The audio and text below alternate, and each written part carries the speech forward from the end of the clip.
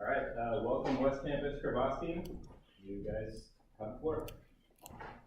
Good morning. We're the West Campus Crevace team, and we're extremely excited to present to you our design for a affordable tiny house on wheels. Our group includes myself, Maxence, Gabby, Matthias, William, Berenice, Stephanie, Gael, Warner, and Valentina. So our task was to design a small trailer with a square footage of 100 to 400 square feet. And we really wanted to stick to the criteria, and we wanted to make sure that we didn't go over the $50,000 limit or the 10,000 pound weight limit. And we also wanted to be able to include all the small details that we wanted. Now, our target client was young adults aged 18 to 35, and this was easy for us to do research for because this is kind of our age group in a couple of years. So we were able to do surveys around our school and to find out what exactly our target client group would want. So we discovered that they would want a rustic, modern kind of aesthetic. And yeah, we also looked online for a lot of inspiration for the exterior and interior designs. So the reasoning behind this is that our client group is 18 to 35, and they're juggling a lot of things for being young adults.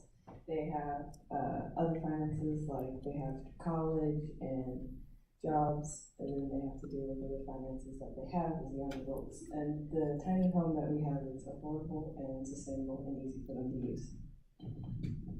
So for our actual design itself, for the exterior, we tried to focus on having merging rustic and modern design elements. So for the entire exterior, we focused on having diagonal fixed stained pine siding. So it's also just so much lighter to keep us under the 10,000 pound weight limit. And for the windows, we were thinking of having aluminum sills and headers to also lightweight while keeping a more natural appearance to it, help it blend in with the rustic elements. And it's to be mounted on a standard trailer. For the interior, our total square footage was 388 square feet, and we had a loft to utilize the vertical space that we were given, and it also saves space on the first floor for living and utilities, and lightweight materials also were throughout the interior as well.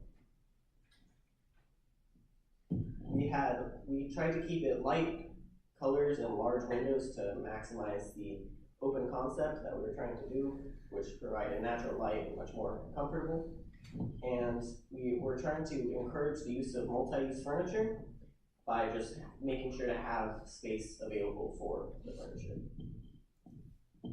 As you can see here, we have our kitchen on the top left with all of the fridge, a stove, dishwasher, and a sink. Natural appliances. Our loft is on the bottom left, right. And it's very simple, it's just space for the bed and light to get in. And then you can see an example of what the living space could be like with a table and a couch, small couch with the windows in the shape of sound wave. And then next we have a walkthrough of our actual first floor. So you can see the kitchen right here, the large windows into the living space, and into the bathroom with all normal plumbing, and back into the ladder up to the loft. So to ensure that our tiny house was under the 50,000 cost constrictions, we had to do a bunch of cost calculations, including heat loss calculations, because this helps us find the cheapest air conditioning units and heating units that we can have for the thing. So to calculate the heat loss, we take into account the square footage of the walls, roof, floor, windows, and doors, because all these things let through heat, let out heat, and let in heat. So we got a 9,000 BTU per hour heat loss, which means 9,000 BTUs of heat are lost every hour. So to account for this change in heat, that is how we find the AC unit and heating unit that we want. So first we went with a wall-mounted AC unit as well as a natural gas panel heater.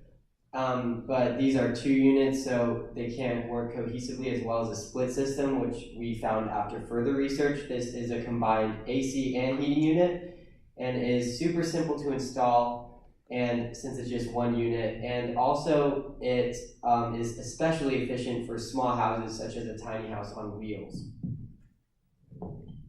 So we did an exterior subsheet, which basically we made multiple of these to find the cost for the different components of the house. So we did structural, exterior, finishes, plumbing, and electrical. And this is one example. And basically we had to find the cost of materials based on quantity, the amount of cost per labor based on the hours worked. And then we did the final cost estimate, and we of course met our goal, which was being under the $50,000. And yeah, and then we also we wanted to make sure that our materials that we use was either like less weight, it had less weight, and so that's why, or less quantities, and so we wanted to make sure that was perfect for the price and how. Okay, so for our engineering component, we decided to go with a light tracking solar panel system, and the reason that we decided to go with this is because our demographic that we're targeting seems to be very concerned with things such as global warming, and solar energy is a sustainable method of obtaining electricity. So for the light tracking component of the engineering component, essentially what we did is we connected photoresistors to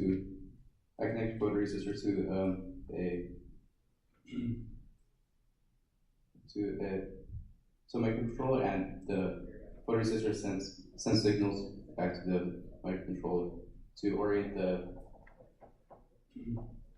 panels in a way that they would obtain optimum sunlight. And in the image above it, that's the initial design of the system that we created, and so another part of our system is a DC to AC converter, and it essentially is just a series of resistors, capacitors, and transistors, and this allows DC current, which is obtained from the solar panels, to be transformed to AC current. And the reason for converting DC current to AC current is because the majority of traditionally building structures run on AC current. For our physical mock-up, we decided on a pull-out porch, or a slide-out porch, and we had some initial ideas for the slide-out mechanism. The first one is the unistrut beam trolley, which our first initial idea, which we found was slim and could fit easily, but that one didn't really work out for us. Our initial idea was the rolling gate V-track, which also fit well, but there was no real stopping mechanism, so we didn't do that one either. Alright, so what we ultimately decided on was a drawer-like mechanism, similar to the one that you find in drawers. We decided this would be the easiest because you can see how easy it is to slide in and out. It was also the most common and easily accessible. Upon further research, we found that there are industrial-sized ones that are often used on truck beds, so we knew that they could support the amount of weight that would be put upon it. In addition, we wanted to also include retractable legs on this far end of the porch, just to allow for maximum stability and structure while being used. That way it's not putting a lot of pressure here on the drawer mechanism, so this, the retractable legs would just easily slide out. That way you could just put a lot of pressure on it, such as people and furniture. Now, our overall idea for the slide-out porch was that primarily we wanted to find an aspect to connect our clients with nature. Being almost a young adult myself, I think we can all agree that a common pastime for young adults is being outside, so by giving them a space to do this, we thought that this would be the best idea for our client. In addition, we wanted to find a way to maximize the amount of space, living space, that our client could use. Because of course this is a tiny home with a small square footage, having an expandable living space, an expandable porch like this, would really give our client a lot of space. Of course it's a sized down version, but in actuality the porch would be about 6 feet wide by 10 feet long, so it's really going to give them a lot of space to do with it what they want. And speaking of that, we wanted to make sure our client could have a lot of flexibility. So they could really use with it what they want. It could be a dining space, they could put tables and chairs on it, or they could put a couch and a side table. So by giving them this blank slate, it really gives our client of young adults a lot of flexibility. And of course, it's easy to put back into place when the tiny home is in motion. Now I would like to present to you our video featuring an original song by our team member, William Tom.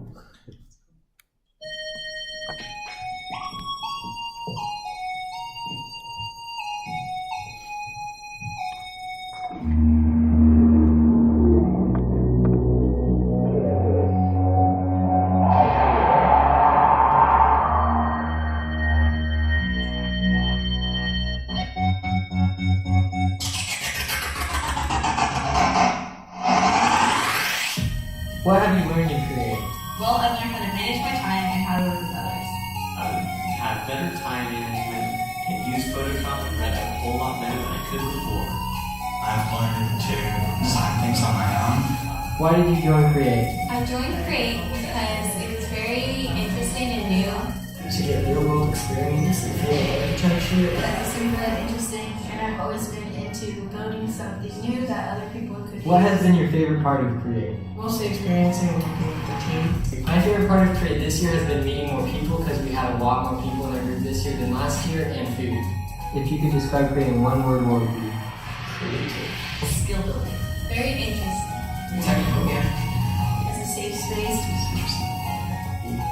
trailer. Awesome. Teamwork.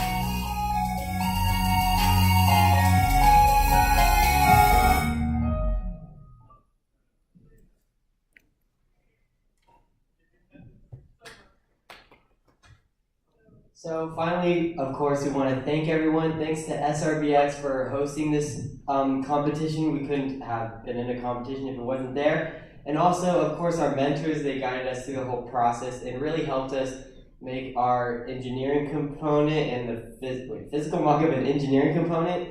So that was really helpful. Of course, our teacher, Mr. Brown, for bringing it to our school. We couldn't have done it if it wasn't at our school. And of course, West Campus High School. It's our school that educates us. Thank you, guys.